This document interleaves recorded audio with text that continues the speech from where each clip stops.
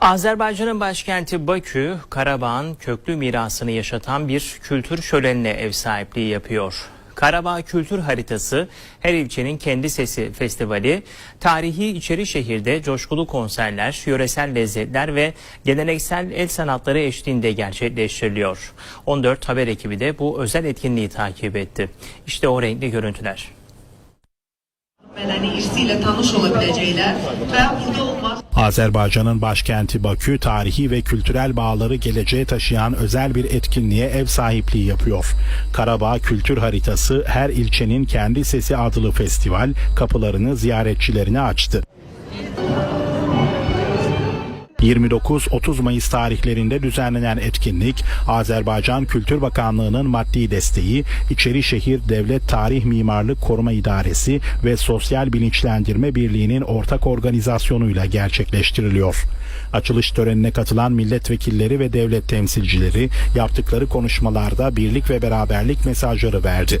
Qarabağın mədəni irsiyle tanış olabiləcəklər və burada olmaz. İçerişehir'in büyüleyici ve tarihi atmosferinde Koşakala Meydanı'nda kurulan festival alanı adeta bir renk cümbüşüne sahne oluyor. Konser programlarının yanı sıra Azerbaycan mutfağının seçkin lezzetleriyle göz nuru geleneksel el sanatları sergileri ziyaretçilerin beğenisine sunuluyor. Xoş festivaldır, güzel bir festival təşkil olunub. Çox sağ olsunlar bu tədbiri təşkil edənlər. Xalqımız, millətimiz gözəl istirahət edir. Bəncə belə festivalların, belə tədbirlərin sayı çox olsa, bir o qədər yaxşıdır.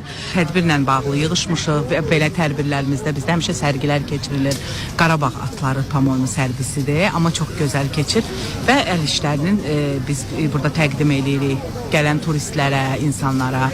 Məncə çox gözəl keçir, yaxşı. 14 mikrofonlarına konuşan katılımcılar ve stand açarak Azerbaycan'a has el sanatlarıyla yöresel ürünlerini tanıtan zanaatkarlar duygularını paylaştı. Bugün Qarabağ Mədəniyyət Festivalıdır. Biz də sənətkar olaraq bugün İçərişəhərdə öz əl işlərimizi nümayiş etdiririk. Bizdə toxunma işlərdir və təbii yağlardan hazırlanmış kosmetik vasitələrdir. Mənim əynimdəki geyim Talış bölgəsinə aid, Lənkəran bölgəsinə aid olan bir geyimdir. Bizdə Qarabağa aid olan geyim də var.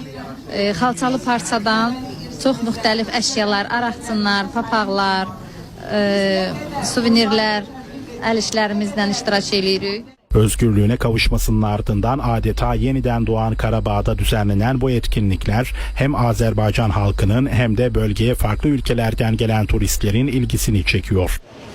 Azerbaycanımızın ülkesi olan daha yaxşı tanımaq